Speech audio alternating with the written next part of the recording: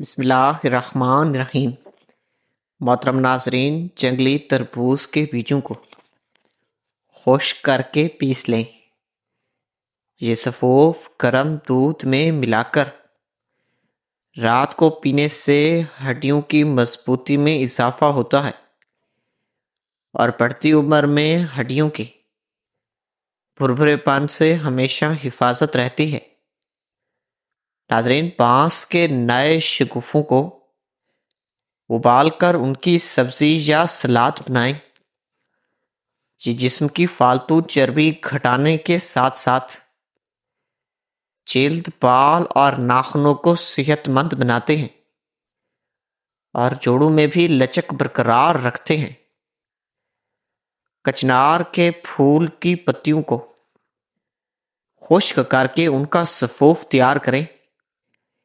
اسے دہی میں ملا کر چہرے پر لگانے سے بڑے ہوئے مسام سکڑتے ہیں، رنگت ہموار ہوتی ہے اور چکنی جلد کے لیے یہ بہترین علاج ہے۔ شیرے والی گوند کو رات بھر پانی میں بھگو کر اس کا جیل نکال لیں۔ صبح نہار منہ 1 چمچ کھانے سے آنتوں کی سوزش، پیٹ کے زخم اور آنتوں کی بے قاعدگی میں بہت فائدہ ہوتا ہے۔ ناظرین، تلسی کی جڑوں کا قہوہ بنا کر پینے سے پرانا نزلہ، الرجی اور ناک کی بندش کا علاج ہوتا ہے۔ یہ سانس کی نالیوں کو صاف بھی کر دیتا ہے۔ ناظرین، املی کی گوند کو نیم کے پانی میں ملا کر پیسٹ بنائیں۔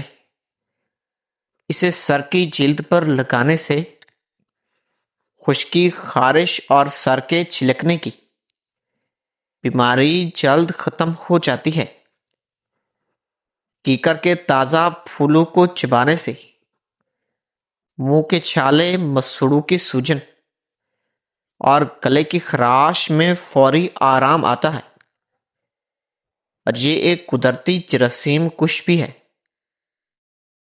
گھیوگھار کے گودے کے ساتھ اس کی جڑوں کا رس نکال کر پینے سے معدے اور آنتوں کے تمام زخم، درد اور بے چینی میں مستقل افاقہ ہوتا ہے۔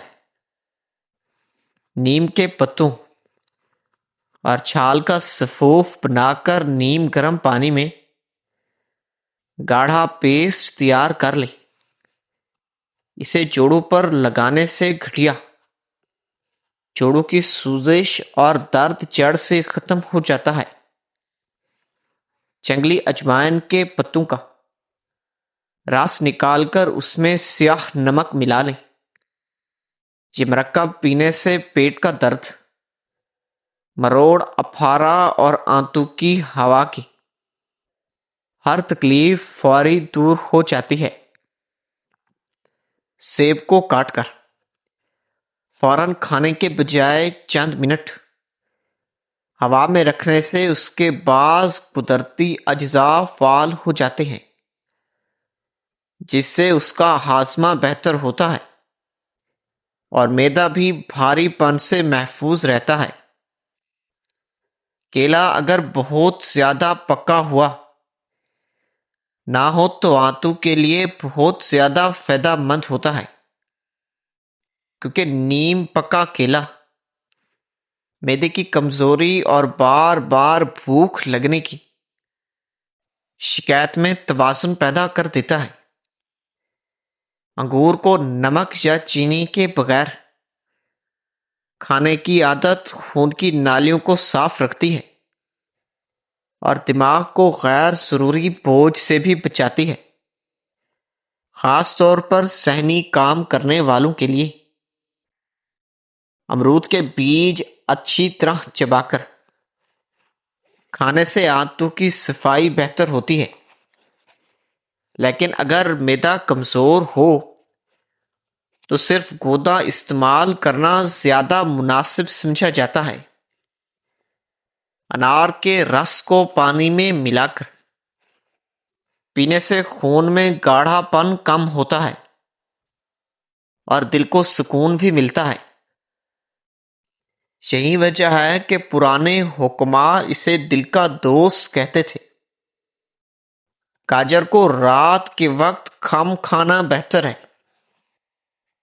کیونکہ یہ دن کے وقت زیادہ توانائی دیتی ہے اور شام میں بھاری پن پیدا کر سکتی ہے۔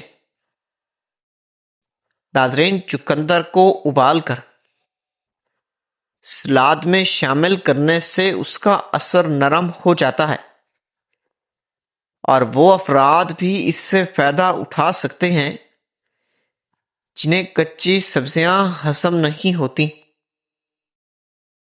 کھیرا اگر کھانے کے درمیان استعمال کیا جائے تو یہ معدے کے تیزاب کو متوازن رکھتا ہے اور زیادہ کھانے سے بھی بچا سکتا ہے۔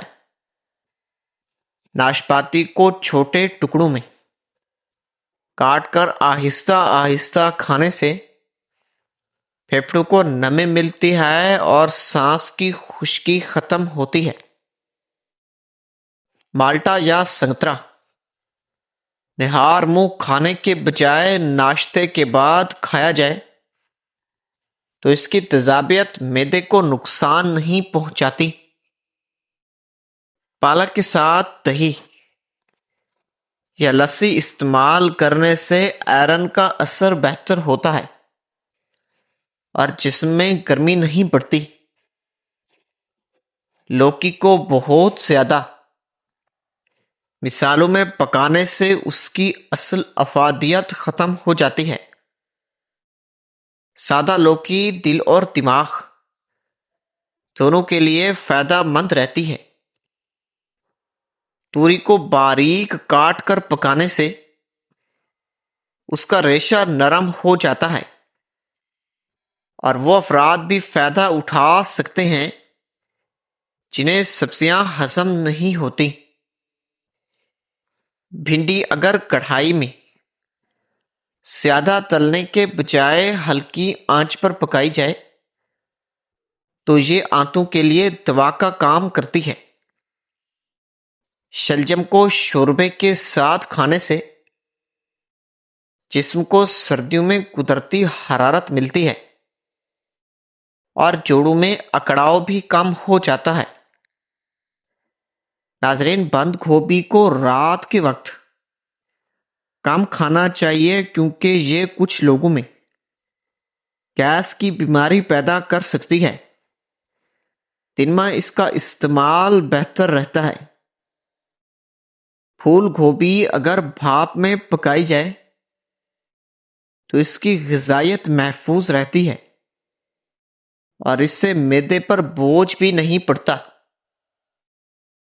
بروکلی کو نمک کے بغیر پکانے سے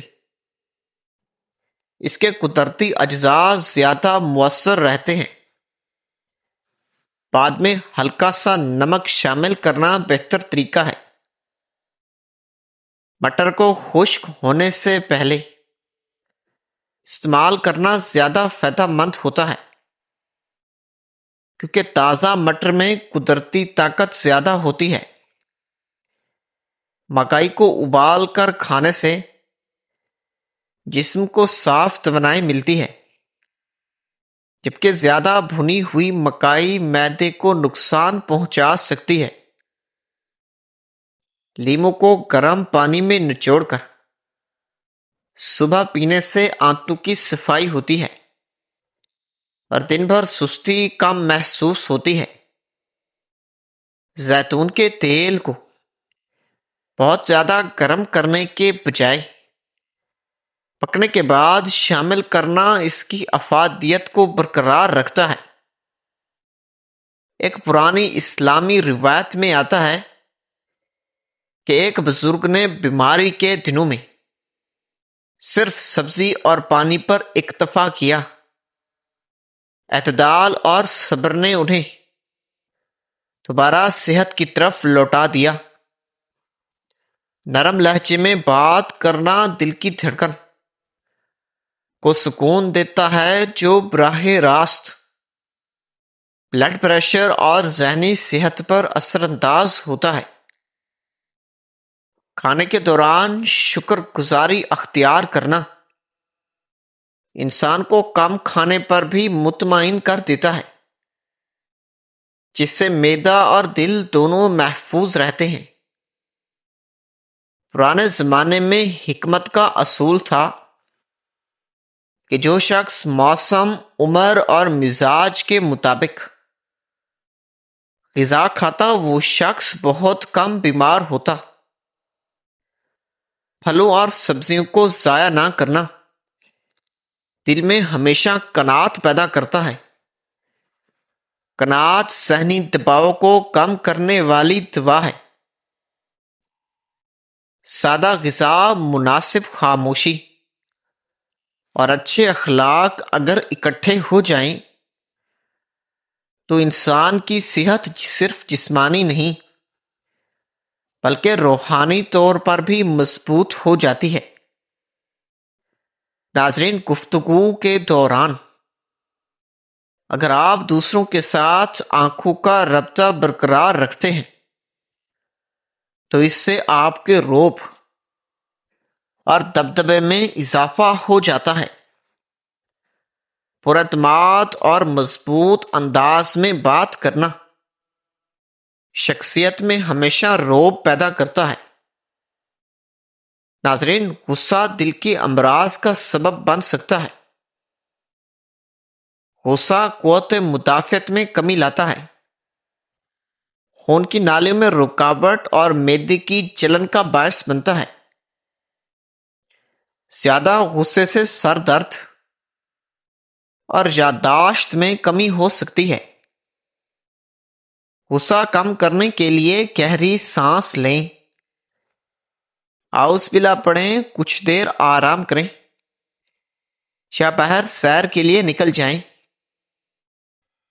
ورزش یا مراقبہ کریں، یہ ذہنی سکون کے لیے نہایت مفید ہے۔ لیموں کا رس اور 1 چمچ چینی ملا کر پینے سے طبیعت فوراً ہلکی ہو جاتی ہے۔ اگر غصے میں کھڑے ہیں تو وہاں پر بیٹھ جائیں، اور اگر بیٹھے ہیں تو لیٹ جائیں۔ جنگلی بادام کی کریوں کو رات بھر پانی میں بھگو کر صبح ان کا باریک پیسٹ بنا لیں۔